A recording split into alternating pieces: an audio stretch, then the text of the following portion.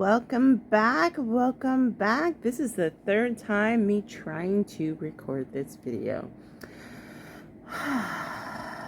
Oh, Anna, guess who's back? Back again. Guess who's back? Guess who's back? Guess who's back? Guess who's back? Da, da, da, da, da. Okay, stop it. I'm gonna stop. I'm gonna stop. There was the one person in the comment who asked about her, and here she is. It's glitter and lasers. Yay. I recently posted so backtracking. You guys know I love a good logo. When it comes to glitter and lasers, I've been posting more about her fashions and her hauls and stuff, and I did do a video on Bagel Gates, which I thought was important. Everybody go see that video. It's very important, you know, about Bagel Gate. And someone mentioned a while back that I should look into her health journey. She's done a series of operations for her lymphedema, and I posted the first one out of that series of health journey videos, and this is the secondary one, and it's called It's Worse Than I Thought, Glitter and Lasers. So dramatic with those titles. She suffers from lymphedema, which is a swelling that occurs in the arms and legs. The condition is caused by blockages in the lymphatic system, part of the immune and circulatory system. Most commonly caused by lymph node removal and damage due to cancer treatment. That's an extreme cause, but in this particular sense, it's caused by obesity, obviously. She's getting the lymphedema removed out of her body, which is a little more, how can I say it without sounding totally insensitive, but I'm going to say it anyway. It's more cosmetic. Us regular schmegular poor people can't afford that. Most likely our insurances don't necessarily cover all of that.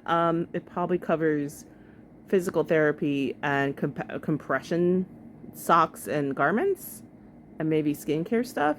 In her case, she mentions here that her insurance can cover this, but I feel like it's like this is more of a cosmetic thing, because lymphedema never leaves. Like, it's a chronic condition. It's not curable. So if you're removing whatever lymphedema from your body, it will return. Hopefully, when it does return, you're at a more healthier weight, so there's no complications or anything like that. And if you do want to spend your money and get the operation again, you can. My understanding is it varies from insurance to insurance, so maybe her insurance does cover it, but I have a sneaking suspicion she has the funds to pay for an operation like this. If she has the funds to get on the plane to go to LA to meet with a doctor and come back, I feel like her insurance will cover this. I've never heard of, I don't know about your insurance, but if I wanted to go see a doctor in LA and I'm in New York, my insurance wouldn't cover that. So I'm a little confused about that notion that the insurance covers that, unless you have a specific insurance that's really fantastic. I don't know which one that would be. That will give you a referral for a doctor in another state. That's fantastic. Good for you. Not me. Lucky you. So she is having these procedures go on, and I think at the time of the recording of this video, she's had her first one. So let's get into it. Hi, my name's Anna, and if you're new here, I have a condition called lymphedema. And at the time of filming this, I am 5 days post-op my first lymphedema removal surgery, which I had on my outer thighs and upper hip shelf. I decided going through this journey that it was really important to document it. Not a lot of people know about my condition, and a lot of the information that's out there is frankly not accurate. So I wanted to try to provide insights and knowledge about my condition and also the process of treating it. So this kind of kicks off the second video. It's funny when she says the information out there is incorrect. I immediately thought about Amber and her cellulitis. She was like, people thought I got cellulitis because I didn't wash my feet. Stop Googling cellulitis. That's not true. Meanwhile, I have a friend who just got cellulitis because they had a foot injury 20 years ago. They got cellulitis and then they got cellulitis again. And he believes it's because he was walking barefoot in his new apartment and some debris got it because I guess he's got thin skin. So, her saying that was kind of funny. But anyway, continue, Anna. In a series, the first being my actual announcement that I was going to have surgery, which you can watch here. I have a video where I talk about this condition and how it's affected my life and also the process of getting surgery. So today kind of kicks off, I think, a very exciting part of the journey. Let's go forward. This is her crying. Let's go here. The last 12 hours has been so stressful. There's really no other words for it. I've been picking at my face because we can see that my anxiety reached a level that it really hasn't been at for a really long time. Oh, God, so now girl. I have another appointment tomorrow at 9:15, and I have to do everything I did today all over again, and that was already really emotionally taxing. And I can only imagine that if I don't have a similar conversation, but then it will also be confusing, and I'm tired. I'm tired of medical stuff. I'm done. I would like a break from it, but unfortunately that's not how this works. The anxiety is real, but I got ready. I put on a cute outfit because you know what? Some days that's all I can control. I can show up looking my best, even if I don't feel my best. I guess I'm just like overcompensating for how emotionally wrecked I feel. And yeah, I'm wearing this bra that does not work with this top, but I'm gonna have a denim jacket on. And the only reason I'm doing that is because this is a good bra to get prodded in. The robe, she's not fitting, but that's okay. We're here for doctor's appointment number 2, so here we go. So I got done with my appointment and then I just had a quick change to go to the airport. And what's good is I feel different after this appointment. After my first doctor's review, I felt really anxious and uncomfortable. And after this appointment, I feel very hopeful and excited. Oh, there's some bumps. It's the beginning of a really exciting new journey. It did help my inflammation a lot, so I did have a little bit. She's talking about, I believe, Wegovy. She was on Wegovy, and it did help her lose some weight, and with the inflammation too, which I thought was weird because I always my understanding of all the GLP-1s is that it makes you feel at the beginning you don't feel that great. Because, you know, the whole stomach and trying not to overeat part, you don't feel that great. So interesting that she had that recollection. Like actually a lot more mobility and less pain. But coming off of it has kind of really exposed how bad the condition is affecting the actual underlying, fabric of my life. And the reality is like eventually the Wegovy will. I'm confused why she she got off of it because. Maybe because of the surgery, you can't be on a GLP-1 and you kind of have to wean yourself off it, maybe. Comment down below if you know. I'm sure she said it in this video, and I'm trying to keep this video short, guys. So I may have missed it, so you can tell me. Yeah, I'm a little confused about that. I feel like she could have at least lost a couple more pounds before coming off of it, but what do I know? Not be able to help solve this problem, so we need to deal with it before it gets to that point. So we did our own kind of little video assessment. 2 weeks ago I could easily do this, but in coming off the medication I can't even do the pose anymore. So you could. I always feel like she's always what's the word? She always says stuff and it's just like, what? I mean, all the locals are liars. They're locals for a reason. And this one is the most victimless, oh God, she's a victim, cow of them all. And I don't believe any of the locals, But this one's just like she makes herself seem like she knows more than she really does. And then she is like, I totally could have done, I did this like a week ago. I don't understand. Like, what just happened? Like, girl, you don't lie. Don't lie. Yeah, that sucks. Oh, here we go. She's gonna cry. She's the worst crier. She's got the ugliest face. Just allegedly, sorry. After surgery, but I didn't realize how much it would hurt. I think I was in denial about how bad it was because I had. Let's fast forward a little bit because I'm so tired of her crying. There you go. So I have to just like feel all these things and experience all these you're things crying some more. Just awaiting I gotta a treatment I gotta feel my feelings. should work but may not, and that's scary too. Like, it's a big deal. It's not like a 5-minute procedure, and it's a lifetime thing, you dum-dum. But now I feel like it's my only hope because I can't live like this. What is this face? I mean, sorry. She does the Kim Kardashian crying. Sorry. Allegedly, you guys. Allegedly. This whole video is alleged. Entertainment purposes only. And I can't do what I want to do. I can't live the life I want to live. Okay. But was she really living such a fantastic life? Like, her exercise routine and her eating, that didn't seem like it lasted just like prior to this video here where she's got to get surgery.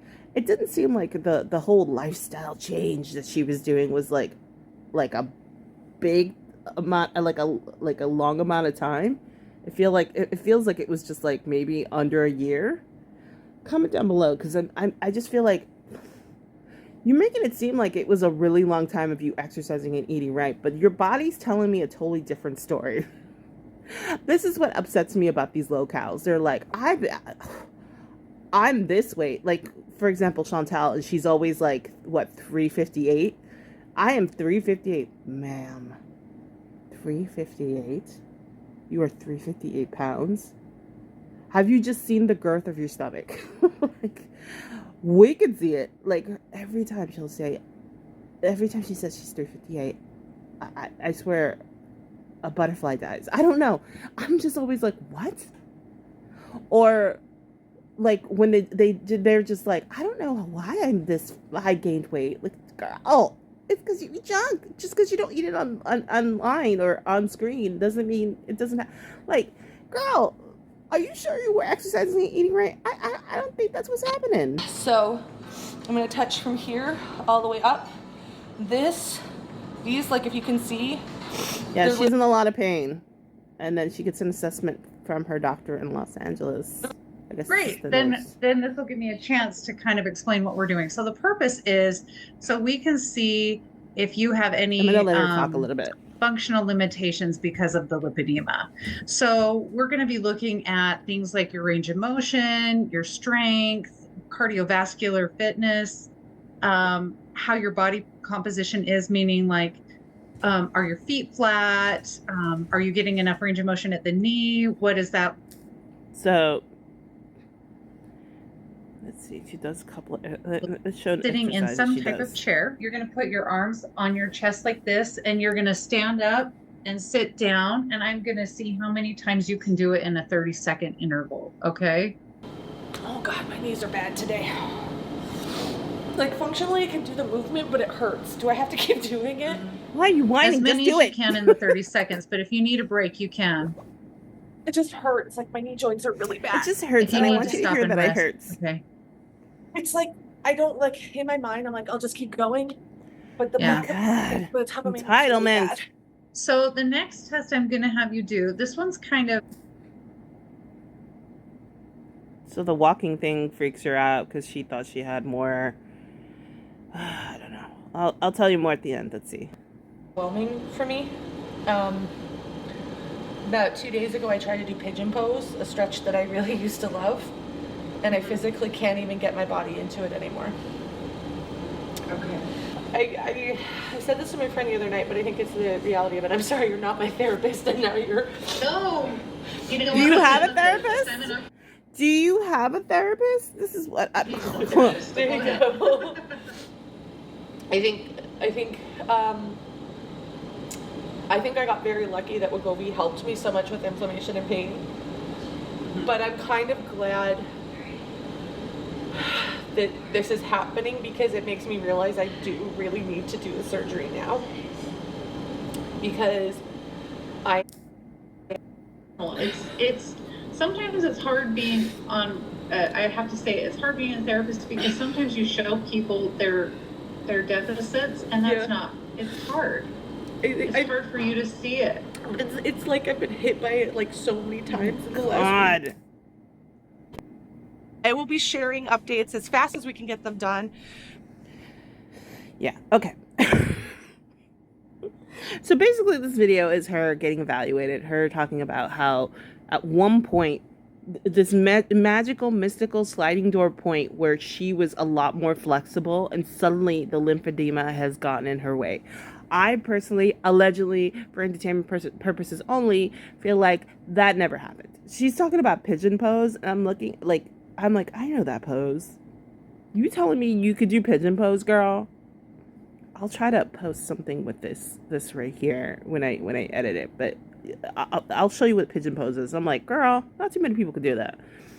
I think I could still do it. I used to do it when I was a little more athletic. She's like, I used to, pigeon pose. I can do that. Like, girl, okay, sure. Please be patient. Okay, that's enough. I just want to show her in a better light. Oh man, Anna, what are we gonna do with you? For anybody out there, I did a little research on treatments for lymphedema. Like I said, it's a chronic condition. When you get it, you got it. And for us poor peasants out there who can't afford lymphedema removal surgery, the best you can do is, if you're lucky, your insurance will cover physical therapy and compression garments, right? And then, because I believe, allegedly, that getting it removed is, maybe it will help with the swelling, or maybe not. Depends on how Anna keeps up with her lifestyle of exercise and better eating. That's the other point. Like, you could go and get the removal of the surgery. It's like liposuction. You could go and get the fat, get the tummy tuck, the lipo, and everything like that. But if you're still eating fatty burgers and not exercising, what's the point, right? Right. Also, I want to point out something that's been kind of like on my mind too, as she talks about being in so much pain. She's part of the fat acceptance movement, or was part of the fat. I don't know if she still is. And the big sort of hoopla of that movement, not body positivity, but fat acceptance, is being fat is not a big deal. Like, being fat is healthy, that you're healthy at every size, which is a load of crap.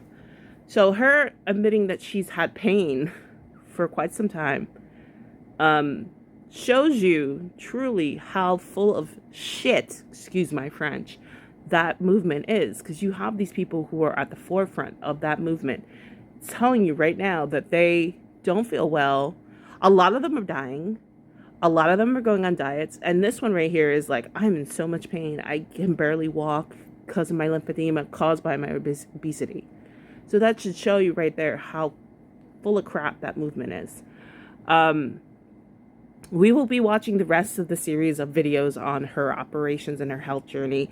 The reason this kind of piqued my interest was because she recently released a recent video after a year of not posting on YouTube that has to do with her health journey. So we will continue. We have plenty to watch. So for the two people who asked me about Anna, here you go. Well, thank you so much for watching. Please like and subscribe. Leave a comment like you always do. Subscribe, guys. Subscribe. I am a quirky little potato. I'd love to have you follow me around. Of course. Anyway. All right, guys. Have a good one. And until next time, stay sassy.